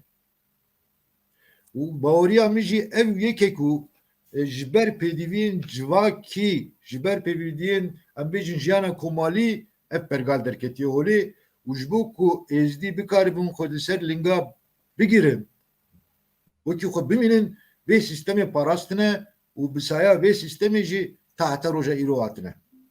Ez ê tiştekî kin li vir bêjim eger de sureta hebe. Serçava kerek güzel.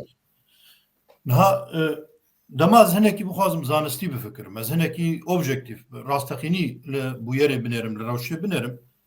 Xweparêzî an ku muhafazakarî em bêjin. Yani xweparêzî heştiye ku civak hetanî îro bên. Eger ne xweparêzî baya ez bêm Kurd nediman, Kurd bi xwe nediman. Kurd bi çi rengî mane hetanî roja îro xwe bi vê xweparêziyê mane. Çawa xweparestin? Gundê me bi xwe sî malin. Yani ev malana jî hemî mirovên hevin ji du bavikan, sê bavikanin. Yani di encam de jî yek bavî ne. Gund bi xwe bavê wana yek e. Îdî bi çi rengî niha zêde bûne bi vî rengî. Dibe ku nihat gelek civak da de pisman û keçman bi hevdûre nazewicin lê dina me de tiştekî pir asayî ye, pir normal e. Daxene xwîna kesî dî tevlî me nebe. Evet mantıqî hemî civaka de wisa ye. Yani german vî rengî xwe parestine, Frankan xwe vî rengî parestine hemû civakên cîhanê heta bi cihû Yahudiya bi xwe vekirine dîn û felsefe ji bo xwe. Bi kesî dîre nazewicin. Asûrî bi kesî dîre nazewicin. Elewî îro bi xwe ew jî xwedan baweriyek bi kesî dîre naxwazin bizewicin, nazewicin. Yani ev tiştekî gelekî asayî ye ji bo ku ew civak xwe biparêze. Daxene ew çanda xwe hetanî roja îro bê. Eger îro em dibêjin Kurda xwe parestine, zimanê xwe parestine kevne, şopa xwe parestine, bi vê xwe parêziyê parestine. Jîrkiya neçûne keçê xwe nedane hindekî dîtir. Herkiya neçûne keçê xwe nedane kesekî dîtir. Ev tu têkiliya xwe bi êzîdiya re tune. Lê êzîdiya ji wekî eşîrekî Kurda, wekî binemayekî Kurda, çanda xwe vî rengî ji misilmana parestin. Yani tiştek ez xwazim bêjim ev e. Yani ji ber vê yekê ez vêna tenê wekî meseleyekî êzîdiya nabînim. Lê çima îro tenê ser êzîdî haftê gotine. Yani êzîdî tenê na eşîr ne Kurda îro jî hene naxwazim keçê xwe nadine tu kesekî yani. An jî kevne şopa xwe diparêzin, şêxê wana serokatiya wan dikin, pîrê wana serokatiya wan dikin, axayê wana serokatiya wan dikin. Ev mijar ne mijara êzîdiya ye. Yani ez tenê dixwazim vê bêjim çima taybet li ser êzîdiya haftê gotine.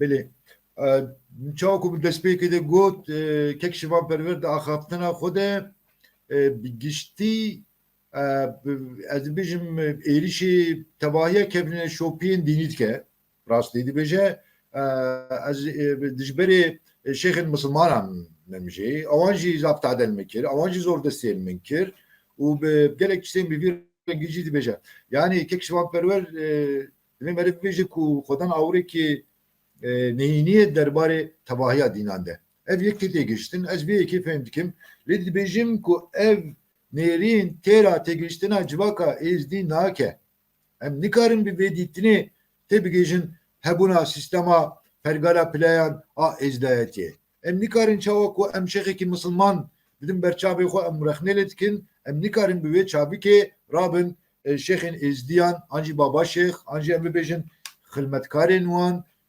mirîdên wan pîrên wan rexne bikin ji ber ku ev dîn ji bo êzdiyan ne têne dîne ev dîn ji bo wan awayê jiyanê ye yani ana tu ji me re bibêjî tu çawa jiyanê dijî ez ê bibêjim ez li jiyanê de xwedan awrekî min heye nêrînekî min heye ez xwe li ser wê nêrînê ava dikim di jiyanê de êzdî jî xwe li ser wê yekê ava dikim dema ji ber wê yekê jî dema tu rabî dema yek radibe heqaretê em bibêjin li pêşiyekê li pêşengekê em bibêjin êzdayan dike ev yek wekî heqaret têde gehiştin ne şirovekî zanistiyek yani min jî li belê vîdyoya ew jî heye ew jî heye û ev ne zanistiye şirovekî zanistî nekiriye belê ne zanistiye û meriv nikare bibêje ku hema bile ev ji holê rabin û bi vê gotinê jî ew ji holê re nabin lê mêzeke dixwazim wek mînakekî bibêjim kek şivanperwer dibêje êzdî Kurdên resinin û pro Kurdin pro maneya pro çi ye êk û pêşî yani êk û pêşî hatiye heger êzdî pro Kurd bin nexwe di rabûrdiya xwe de em tev êzdîne va ez eşkere dibêjim dema ku ez wek Kurdekî ez bibêjim ez êzdî me ez ji xwe kêm nabim ez ji xwe kêm nabim dema mesele tê ser jenosîda Şingalê Kurdên me yên Misliman dibêjin keçikên êzidiyan hatin revandin û Daişan ser wan terorê kirin nabêjin keçên Kurdan dibêjin keçên êzdiyan ez wisa nabêjim ez dibêjim keçên me revandine keçên Kurdan revandine eger em Kurd bin eger em birabin divê em hemestiyar bin nabe tenê em wana bibêjin tu çima ji xwe re nabêjî ez Kurdim çima tu nabêjî dema ku em lê kêsa me li wan tê em ji wan re dibêjin tu çima nabêjî ez Kurdim tu dibêjî êzdî me ev yek jî xeletî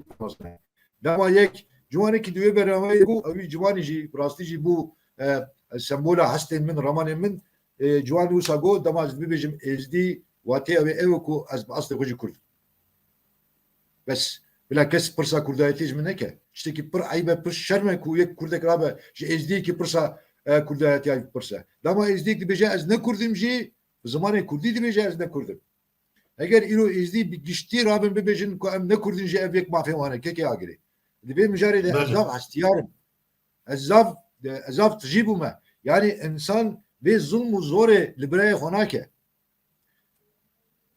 Temûrê Xelîl rojekî li ser internetê ji min re got ku Misliman Kurdên Misliman herdem ji me re dibêjin bira eger meriv bira be meriv herdem ji birayê xwe re nabêje bira ya ne hewcê meriv birayê xwe re bêje bira ji xwe meriv birayê heve yani zanî îdî em xwe wekî êzdî hes nakin em nikarin bibêjin vaya ez êzdî me û em ji wan re dibêjin werin ûn xwe wek me hîs bikin werin çavka men li dinyayê mêze bikin yani ev jî ancak û ancak dîtinekî modernîst bi wê destekariya em bibêjin zordestiya modernîst karê şêk wisa pêk were ez jî dibêjim em çi Kurd çi Misliman çi êzdî çi feylî çi kakayî çi êzdayî em te birayê hevin fark û milîtî diran berde tune bi gotina diya min hê jî dijî dibêje em yek goştin û yek xwînin beriya me yekê çom serdana diya xwe şevekê cemî mam min dengê qeyt kiriye keke agirî rojekê begeş terazî ve hesabî dibêje dema basa destana dervêşa Ebdî kir diyam giriya û bi girîn basa destana Ebdî ji min re got û basa edulê kir edulê jê re dibêje negirî nemre ez eğer müştere mevcut bekende dimsa babosya benim. Benir hep tişçi zenginiyen günden mene dimsa babosya mevcut bekende benim çok etedestaran. Zani. Ana Beria Çanır Hocan liser Rupela havale ki liser Facebook'e نخوند کو روجاوای کردستان دخوازن دستانا درویش عبدی جبرنامه درسان وقت دستان بریخن جبر کو برا اسلامی جپا اسلامی خوستی کو ev دستان جی پرتوکن درسی درکه و جبر کو مسلمانتی بچوکتکه son durum eğer Peki İbrahim Osman da Facebook'a kadar pırp kalavet gitti ve başvuru Kürdistan'ı jibece hatiye kadar hekirin.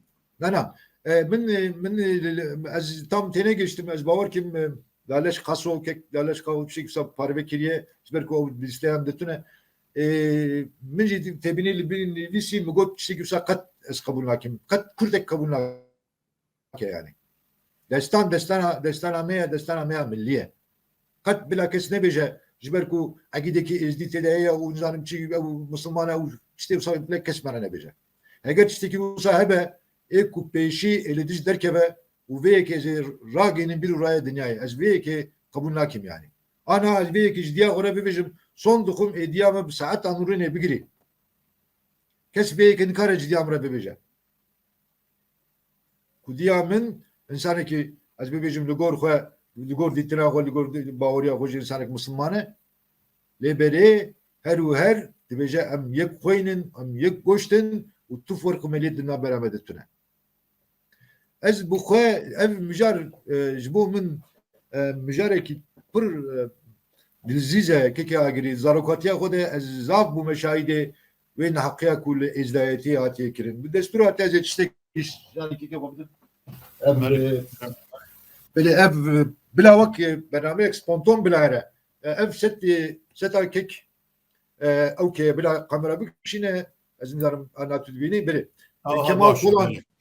Kemal Tolan ve seti amade kiriye bu Portukaya min ve başkanxaneye nail da zaten mali min dest mi xondana ve kirin ve roje her mi xond çabim tjibun u bir kelegiri ve roje min bir kasi 150-200 rupel min jibraninin kek Kemal Tolan xondin u disa de heman şevede ez rabum min gotareke nivisi ازدایتی اولی که قدیم و رضا پرتوکین که کمال طولان او گوتر لسر مالپرا من هيا جبر کو از بومه شاهدی و نحقی و زوردستیا کل همبر ازدیان پکاتیه iki kor yeki Müslümanı ki tundre tabahiya roje ki tabahiya nişteciyen kazay da abu berxwe u erişe gunde hamduna akiribun jber keçeke ezdi jber keçeke ku ezdi raviya bu u malbata keça ezdici ne kostu bu keçavan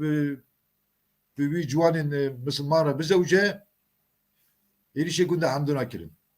Rahmetiye babimin Kudey Cerazi tevi de fazla insanan ve de metkevin haberi u reyli bel ve erişe digirin ku au Kurdin Müslüman bir tavayi naho digotine günde hamduna bir tavayi ibatana şovtandın.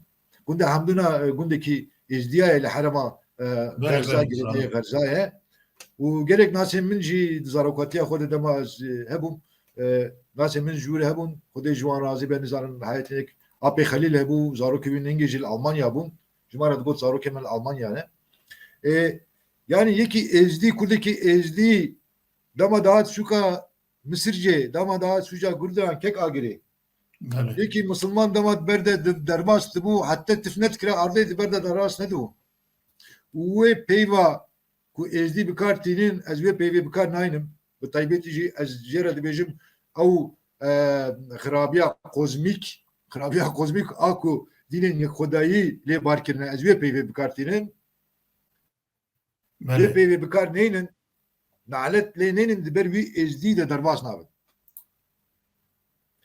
eğer au hakaret au küçük kirin au raşkirnen kuatın seri ezdiyan Hatın seri Kurdin ezdi baatana seri Kurdin Müslüman son duhum ligor baoriya koydu bejim ana yek Kurdiki Müslüman ne digo ez Kurdum. Bit tavahi bigot ana ko em ne Kurdum. em ne Kurdin. Bu gotan em Müslümanı, bu gotan em ne Kurdin. İcar çima em ezdiyam fam nakin. Çima em mecburun her erişe rey u resme wan bikin, mirxe wan bikin. Çima ya mecburi ve yekene. Em dibêjin hafte 4 caran ferman hatine serê wan. Hatine kuştin jenosit hatine serê wan. Hatine ku komellî ji holê rabin. Yani ecdî û ecdayetî kek agirî derv xwariye derv. Zanî derveke pir mezin xwariye. Yani komkujiyê li wan kirine, jenosidê li wan kirine. İro li tebahiya cîhanê lê mêze bike ez bawer nakim ku 500-600 hezar êzdî mabin nüfusa wan Kurdên êzdî mabin bi tebahî heliyane yani. Ji holê rabûne yani. Eve gunde hemdûna ya. Ha saata ta hoş. O mamosteyekî me ya Xerzî Xerzan tu nasîtkê ew jî dîroknas e. Gelek xebatên nû jî hene li ser dîrokê gelek çaran çoyê gunde hemdûna û demekî tu dizanî şîngalê jî Kurdên me ya êzdî hatin wir bi cih bûn di dema ew kê de jenosîdê de û gelek caran jî kek Xerzî Xerzan derbarê wan de agahdarî dane min, malûmet dane min û giştî jî wê demê dizanim ku nişteciyên Gurdila Misirca li wan xwedî derketin alîkariyek mezin dane wan. Yani gotinam ew e ku keke agirî yani em divê êdî wan her tiştî ew çavka ku hinek tişta paşferûtiyê dibîne bidin alî. Yani divê em hebekî samîmî bin û samîmî te bigerin. Yani ji dil bin, dilsozê hev bin yani. Eger em ne dilsozê hev bin bi rastî tu gotin peyv nizanim çi Bere. Ne tiştekî dîce mamoste niha awrê zanistî, awrê kurdewarî, awrê mirovayetiyê têkiliya xwe bi kiryarê kesên beramber ve tune ye. Mînak êzîdî îro çi dikin? Êzîdiya berê çi kirine? Êzîdî yekîtiya we heye tune ye. Êzîdî kî bûye cehş, kî xwe Kurd nabîne, kî yekîtiyê çê nake. Herî serîkî tiştik derdikeve êzîdiyên aliyê Kafkasyayê awayekî dîne ê Şengalê ev qet negiringe eva têkiliya we nabe awrê me kurdewarî tune. Têkiliya we nabe yani nabe astengiyek got em xwe ji êzidiya qut bibînin. An jî çanda êzidayetiyê qut bibînin. Ev nabe biyanoyek yani îro eger biyano be wê çaxê tiştê herî pîs Musulmana kirine û tiştê herî pîs niha Musulman dikin. Wê çaxê divê qet em xwe nêzîkî kurdayetiyê nekin.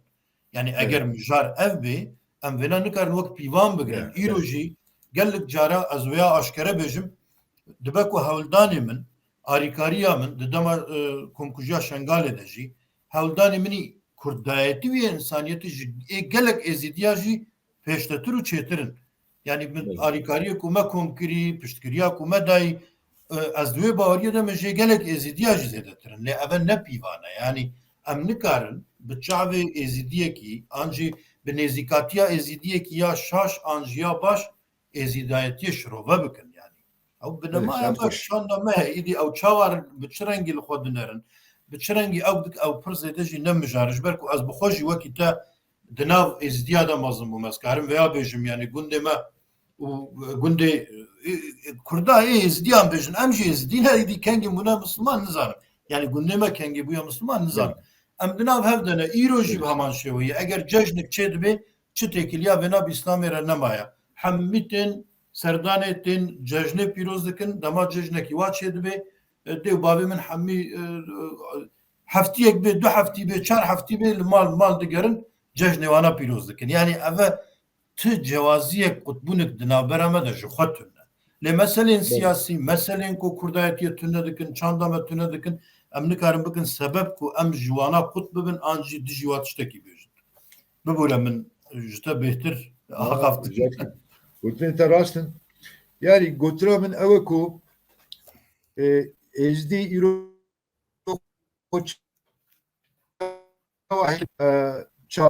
bivî havî xwe yani derbarê vê yekê dijim nivîsiye êzdî xweçawa dinasînin an êzdî kîne yani êzdî dikarin ji xwe re bibêjin em êzdî jî ev jî mafê wan e dikarin bibêjin em ne Kurdin jî yani. Çawa ku Tirka ji me re got zamanê xwe de ji me re gotin ne Kurdin û Tirkin ana eger em jî netewperweriya me jî netewpariya ziya me jî vê yekê bike li gor dîtina min ev yek nabe yani. باش ام çawa bibiniyek ام çawa جاب hez bikin ancak be ez bu xudi bejim ancak be haskirini be kanciye be hamas diyariye be dilovani ancak em dikarim bibiniyek hatta ku ez ve kurdiki Müslüman konehim devsa şuna yeke kurdiki ezdi çabevi dünyayı meze nekim ne xwazim bizanibim imkan tine ku em jeb fêm bikin yani İdir ev mesela izdayetiye ezber kuna xwazim zabjî zêde bikim ez bawer kim pirsatejî min da ji kozmogoniya izdayetiye pek de dest pê dike yani izdayetî dinekî wisa ye ku derbarê çêbûna dünyayê de tevahiya hatina dünyayê hatina insan li ser wê ardê jî xwedî kozmogoniyekî ye yani izdayetî wek em bibêjin nîjat xwe digihîne Adem o Havve.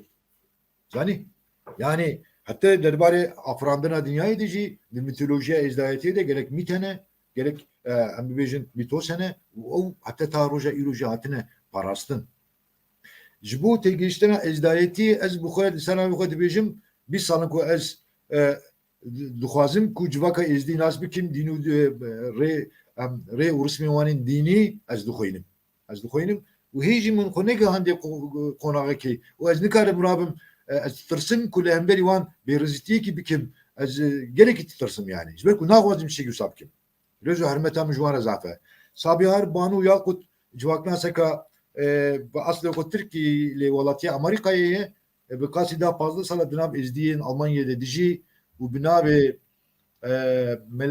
gelê Tawusî Melek Tirkî jê re dibêjin Melek Tawus'un halkı kitêbek dinivîsiye ku ev kitêbeka Lêkolînê ye û ji êzdiyan dipirse û çawa dünya yani fikir û ranên wan derbarê nasılma na wan de pirsa ji wan dike gelek zanînên balkêş di wê kitêbê de hene ku min demek ki beriya 10 salan hinek wan zanînan jî wergerandim kurmancî min xwest bila ew jî bela bibin yani zanî gelek zanînên balkêş wan de hene mesela tu zanî Kurd em giştik zanin saziye biraya ahirete çi ye zanî li vê dinyayê em ji xwe li birayekî dibêjirin ew bira dibe birayê me ahirete newsa hinek devera jî destebira jî dibêjin jê re ancak bêjin saziya birayê ahirete di nava êzdiyan de wek ritüelekî dînî ev sazî heye tu bi xwe dizanî li Almanya dijî zarokên destebirayên em bêjin zarokên destebirakên bawermendên êzdî wekî zarokên xwên aslî dibînin zarokên wan inca dema dixwazim wan bînin Almanyayê pasaportên wan dertînin wan dixwazin wan jî bînin Almanyayê demek ki hikûmeta Almanyayê vê yekî fam nekiriye gotiye em ne zarokên wan û zarokê wan asilin û nikarin wan bînin Almanyayê lê bêle wan jî gotine ku di rê û resmên min de ev yek farqa vê yekî ji me re tune em mecbûrin wan bînin Almanyayê em mecbûrin wan xwedî derkevin çünkü li hemberî Xwedê eger em wan xwedî dernekevin em suçdarin piştre ku bi ispat ku bizanîn evek hatine gotin dadgehên Almanyayê vê yekî qebûl kirine zanî yani gelek tiştên bi vî hawî hene ku em haya me ji wan tune mesela di saziya bibêjin birayê axiretê de zewac qedexe ye nikarin bi hev re bizewcin yani zewaca navxweyî em bibêjin wek tekileke ensestê tê pejirandin lazim e ew kes ne ji malbata deste birayê xwe axiretê dibê ji tabaqeyekî din bizewce yekî biyanî ji xwe re bîne were pêre bizewce ev yek jî qedexe ye yani mesela kek ji wan perwer dibêje şexek pênc hev jinan re zewcî ye ew nûnera KDP'yê a Şingalê navê bîra min gotiye ez bêmêrma me nikarim bizewcim ji van besa wê xanîmê dike îna Kurdistanê ma berî jî aniha jî belkî axayên me şêxên me ne yek pênc jin danîn pênc jin son dixwim yek li cem me hebû kekê agirî heftê û pênc hev zarokî wî hebûn gêrê digotin Şêx Heseyîn îca zaroka rojekî şer kiribûn xirên kiribûn taba birbûne Qereqolê ince Gazî Şêx Heseyîn kiribûn gotin ka were çar pênc jin û heftê pênc zaroka were ev kîja zarokê tê ye kîja diya vî zarokê kî ye çi gotiye dizanî son dixwim eger navê diya xweşmana nebêje ez nizanim ew kurê min e an na gotiye vê ew navê diya xweşmana bibêje ez nizanim ew kurê kî ye vê ew bibêje ez nizanim yani Haptu peyn zarok. Yani başa gotuna kamay jive ki rejtuna be. Diye hebe. لأورفاي هنا جي هيا ما مستر Yani لأورفاي هنا جي لأورفاي İki لهما ويك agiri. أوروبا Gotramın yani gotram şey. Eğer em be Avriki modernist meseleyi mezhebikin işte ko emebidin bernakhne gerekin. Ne tenetici vaka izdiyande. Gerekin. İcar sistemik vek emebidin sistema pergala playan dicivaka izdiyande dicivaka Kürden Müslüman dici tüne yani. Tüne yani. Yani icar izdiyan ve sistemi jiber duhazın ser xo bimînin ava kirine. Yani jiber pêdiviyên jiyanê vê yekî kirine. Tebahiya baweriya me ku tebahiya rê û rismê wanên dînî ên ritûelên wan ji pêdiviyan jiyanê derketine holê. Ji ber wê yekê tev bi qewlan hatine gotin. Lê mêzekî mesela qewlên êzdiyan tu bicivînî 2000-3000 rûpel ava Kemal Tulan nevisiye çend hazar rûpelî vê setê amade kiriye ku tê de ba ew kene kawlên êzdiyan hene gotinên wan hene pêşe yani li ser ev du-sê hazar rûpelî yani ta te niha hatine nivîsandin nexêr nehatine nivîsandin a niha nû têne nivîsandin nû ev zanîn belav dibin îcar em ê jî bizanin min ka aslê meseleyê çi ye kekşivan perver dibêje ez derbarê ilmê êzdayetiyê tiştekî nizanim çima dibeşirin yani ji ber ku xwe dibeşirin ji ber ku xwe mecbûr dîtine xwe veşartine ji ber wê yekê deriyê xwe girtine aniha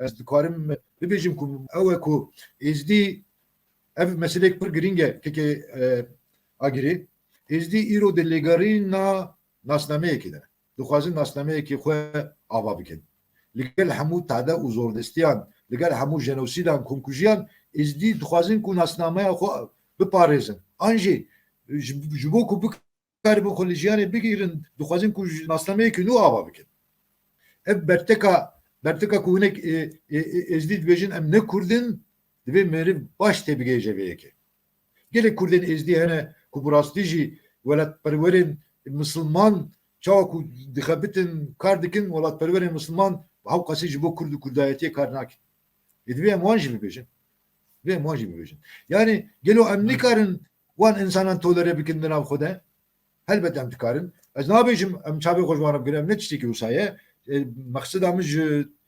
tolerebûnê toleretiyê ew e ku divê em hemestiyar bin mafê wan e eger bibêje ez ne Kurdim divê em dê rêz bigirin em bibêjin heta ku ew xwe wek Kurd hîs neke kes nikare pê bide gotin ku tu Kurdî ev yek ji bo min jî wisa ye yani yani devletê eva çil sala ez li bajarekî metropola Tirkiye dijîm ez asimîle me ez xwe ez îtiraf dikim ez xwe dibêjim malbata min giştik em ketim asimîle bûn em çon ê min ji min re bû merak ji ber ku min ji xwendinê ez dikir hinekî metnên Kurdî ketin destê min li zanîngehê ji min dixwend hingê min dest bi Kurdî kir û aniha ez li kesayetiya xwe ya rastîn ez wisa dibêjim vegeriyam lê herkes bi qasî min ne bi Suûde şansê wî tune yani ez ê çawa rabim insana sujdar bikim ji wan re bibêjim tu çima asimîle bûyî ana yani anam ciyanek me wisa heye ku yani de bapîr û kalemêr û kalejîr jin nevî bi zimanê wan nizanin em di rewşekê wisa dine ev çima min rastiye xwe nabêjin em didin du tiştên baradayî zanî ew çawa ku te got ew hezra partîçîtiyê hezra îdeolojîk wisa kiriye ku mala me ji binî ve xira kiriye ana çil salin ku ez vî bajarî dijim tenê min dixwest ku ew bû ku zarokê min bikaribin bi dersê zimanê Kurdî biginin an bi zimanê Kurdî perwerde bin nîxabin ew yek pêk nehat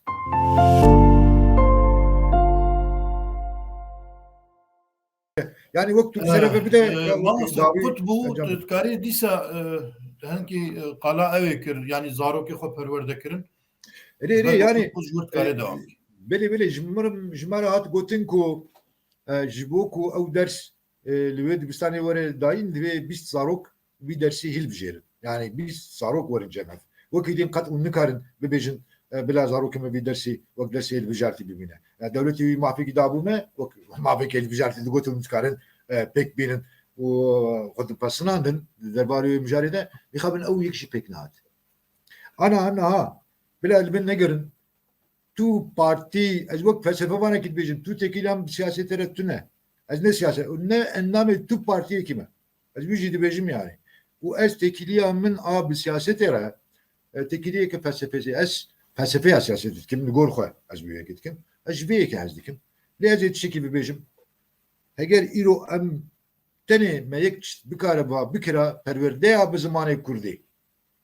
Ev yek de bu serkeftine pır mazınç bu ben. Lebeli me go babı men. Em serxobunet xwazin enaka hep dikuştin enaka digotin tu çava serxobune u naxwazi vit kuştin amacı digotin em federaliyet xwazin ev dikuştin amatin hatta bağmışa. Ez dibêjim ne zamanı dahi ki ne zamanı dahi filan bevan. Ez dibêjim zamanı kurdî yani manaya bir ki çiye ev zamanı milleti mene yani. Dama tu bêjî ez perwerde ya zamanı kurdî dixwazim. Tişteke dama tu bêjî wek ew ki tu bêjî wala ez perwerde ya zamanı dahi ki dixwazim. Ya işlere bêjî işlere saate kezdim te ew jî dibêje eger tu 20 kesa bicivînî te kar bir dersi bidi zarokên xwe nexwe qet tu karî bir dersi bidî zarokên xwe jî. Baş bibexşe guneyekî wek min yekî ku evet 40 sala vî bajarî cim. Ez bi her awayî ketime bir asimilasyonê. Newsa. Hatta demek ki hendik ma bu zamanı xwe jî bîrkim. Yani çi guneyê min divêyekê de heye. Yani siyaseta Kurdî. Gelo çi ejmara bibînin kate çi kiriye. Ez bêyekê bibêjim ejmara bibêjin kate çi kiriye. Babam kaya siyaset medarım. Na. Dema tu dibêjî tu siyasete datînî keleka her çiştî peşê her çiştî. Çikiştere rabêjim ji ber ku tu siyaset etî. Lebelê mavê her Kurdî jî heye ku êdî siyaset medarên Kurdan em bibêjin doz û dawa serkeftinekê bikin. Ji bo destpêkek nû ji bo me êdî giring e. Ewke dereng e. Divê em êdî berê xwe bidin çavê xwe bidin encamekê xweşik encamekê sudmend ji bo xwe. Belê ne mamoste divra de Belê. bigure ew ji xwe dawiya bername me jî tê yanî wextê me jî ji xwe diqedê Belê tamam spas. ez dixwazim ew ê jî bêjim yanî tu bikarî vî rengî gotinê xwe dawî jî bêjî yanî di encama vaka şiroveyan de di encama şirovekirina dîn ol êzîdayetî misilmantî kevne şopa Kurdan şiroveyên ku ev ro têne kirinê zanistê de êdî encamekî wiha jî heye em bixwe ez bi xwe dibêjim êdî beşekî ji Kurdan ku derveyî dîn derveyî baweriya jî tenê li ser esasê netewayetiyê û ser esasê kurdayetiyê pêş dikeve jî heye yanî ji bo me ev roj misilman dibe êzîdî dibe heta eger asûrî xwedanê vê erdê bibînin û li gel Kurda cî bigirin asûrî dibin kî dibe bila ew kesê ji Kurdistanî ne rast e. bigere ew ne bê îdeolojî ez şexsen ez bi xwe wekî kes ti îdeolojiyekî ti hizrekî qalib ji bo xwe rast nabînim derveyî kurdayetiyê ji ber ku kurdayetî mijarekî nasname ye û ez wê baweriyê de me bêyî nasname min nikarin li ti deverê dinyayê bijîn ez cariyekî dinyayê gera me min bê nasnameya kurdbûnê nekariye li ti deverê bijîm ji ber ku nabe bê jiyanekî bê nasname nabe ji ber vê yekê ez çendîn xwe mirov bibînim jî ez pêşî divê xwe Kurd bibînim û Kurd jî bihesibîn li ev yek wê destûrê nade min ku ez li ser esasê Kurdbûnê rabim kevne şopa xwe çanda xwe baweriyên xwe lanet bikim an jî henekê xwe biwa bikim ev ê nayê watê li ser esasê kum xwedî li wana derbikevin û em karibin ne ku pêş bixin ez dijî wê siyasetê me ku ez rabim herim komeleya Elewiya çêkim komeleya Misilmana çêkim komeleya êzdiya çêkim ez dijî vê siyasetê me ev jî milletê me parça dike qet ev ne rêzgirtineke êzîdî bixwazin wê ji xwe re karin komeleya ava bikin Müslüman bixwazin wê ji xwe re ava bikin lê wekî siyasetekî Kurd wekî hêzekî Kurd avakirina vana teşvîkkirina vana û dijî hevdû derxistina vana jî qirêje ez were qet rast nabînim yek hizrek kurdayetiyê mirov dikare ser her kesî zal bike ha kî ola xwe parêzê dikare biparêze yanî di encama vê gotûbêja me de jî ez dixwazim vê bêjim hizrê me bi xwe jî ev e yanî îcer ser wî esasî gotinê lê dawî jî ez dixwazim bigirim Belê spas na te meseleyê bêtir zeral kir saeta te xweş tenê wek gotin min xwest hebe ki em hinekî bi berfirehî li ser vê meseleyê rawistiyan ku ji ber ku aniha kete Rojava Kurdan jî Rojava raya giştî jî hebû ez hêvî û rica min ji hunermendên Kurdan aglebî ku kesên wek Kekşivan perwer ew e ku derbarê van mijaran de hebekî dî bi hûrgilî biaxivin, bipeyivin.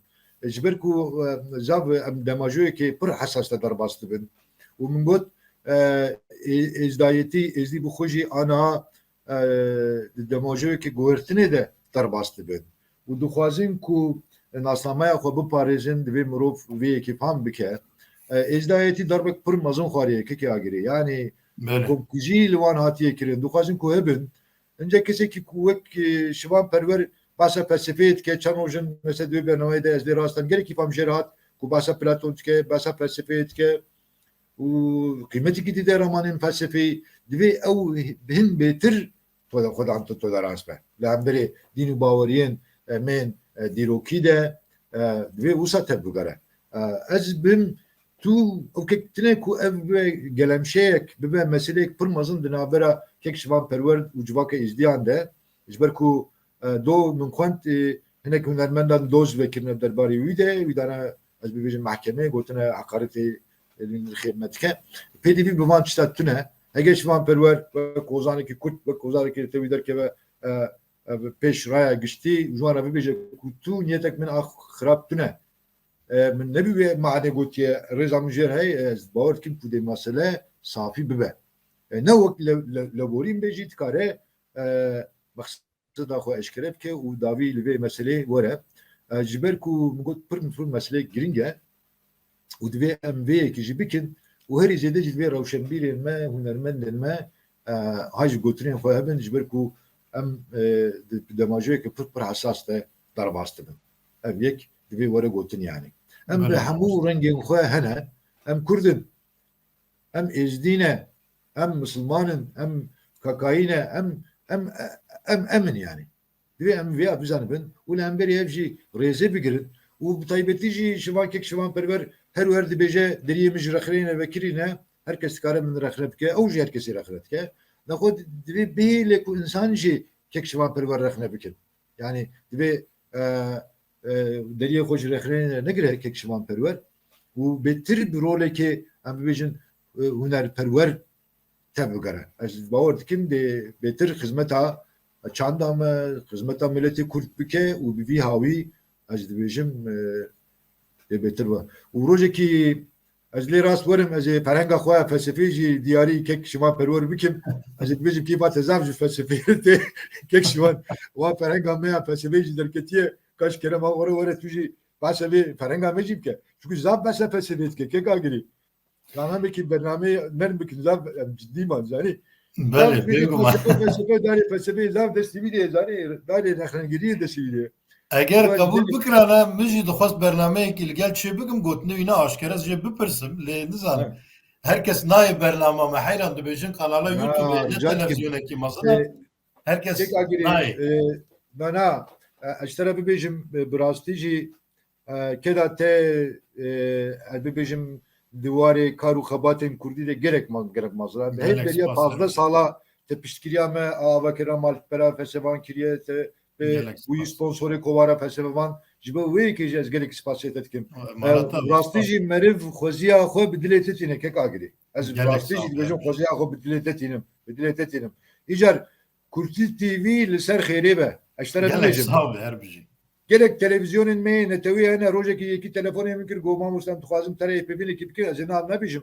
bila nebe reklam bo ser çava pirsên we bi kurmancî bin ez amadegona muhabirê min tinin em ê pêvînê tere Tirkî bikin ya min got min pirtûk nivîsiye bi Kurdî tu dixwazî bi min re pêvînê bikî bi Tirkî min got çawa çê dibe ya goma wista çiqa tu Qurêtiyê dikî ya min got kurmana çawa ez kurmana çavê te me ez Qurêtiya nakim yani ev tiştekî derê aqle yani min ferheng nivîsiye tu dixwazî min re pêvînekî Tirkî bikî ya bu got tişt be hava bila Qurêtî bê Qurêtî bila Kurdî bê bila Kurdî bê bila Qurêtî bê agirî rojnameya dîwarê zanîr Tirkiye weşanê dike camêran jî ji me re gotin min got ser çavê min got dikarim Kurdî min re bikin di rojekî de cî de muhabirek peyda kirin zanî rojnamevanek peyda kirin û min re bi awayekî dengî heypêvînê pêk anîn piştre wê dengê min veguhast li ser kaxiz û bi zimanê Kurdî zaravayê kurmancî heypêvîna min divê rojnameyê de derket televizyonekî me netewî heger nikare bi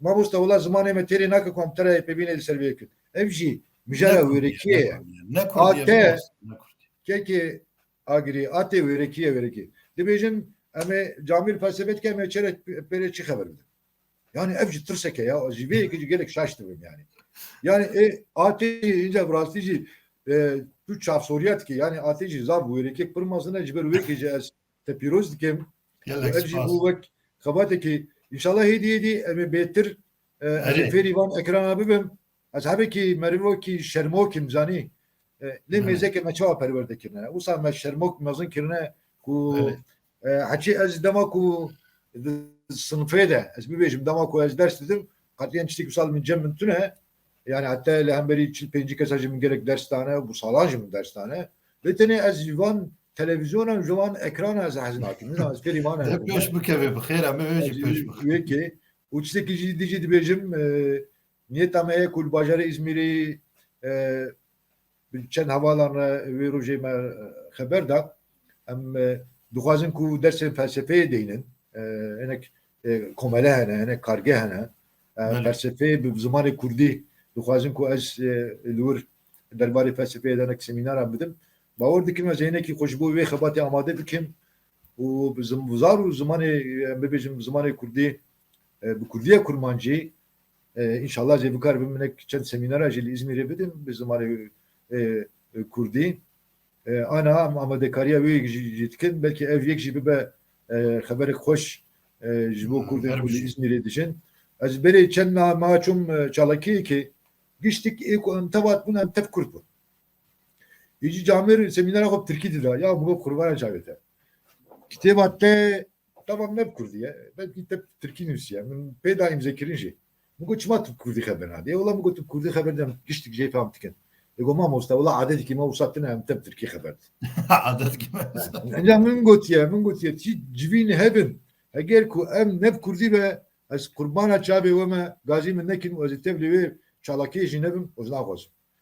ومن برتقالي جيب كردي دا ابزكرم وما موسى اف تركيا تخازي از كردي ابزكرم اري مقول صوت خازم بك از كردي تخان كردي بيسين kardeşim yani vallahi ince Kenya gona tamam go az rez girim Malawi ama mamustay ki başa ki bablar diyordu Camir Abu Portugal hoca imzekir sa diyalog na beraber de bas bu yani çtik usajeye gerek spasiyet etkim gerek spas mama bu çıkas haber da Zevit kim ku şaş neyim te geçtiğimiz bu mun hepsi ki pır girin gezber ku ez merve ki dilsizim ez naxwazin dile insana jimin bimine u kek şvan perver ji ricamen ew ku u çend kensi li doru deru dora kek şvan perver hene li ofisawi habeki ez bibêjin tundi tev digarim bila kek haya kek şvan perver ji wê ki hebe mafê insanê gotine heye insan dikarin li rexnelik kek şivan perver bigirin. Zani dema insanek derbarê müjarekî de tiştekî bibêje ma bê insanê gotina jî derkeve welê vê rêz di wan werê girtin û gotinên heqaretwarî li insanan neyên kirin ez naxwazim ana nabidim lê dikarim bidîm jî hewce nake çend rewşenbîrê me li ser vê mijarê jî nivîsîn di medya sosyalde hevekî êrişê wan kirin bi tundî heqaretê li wan kirin ev tiştekî nexweş e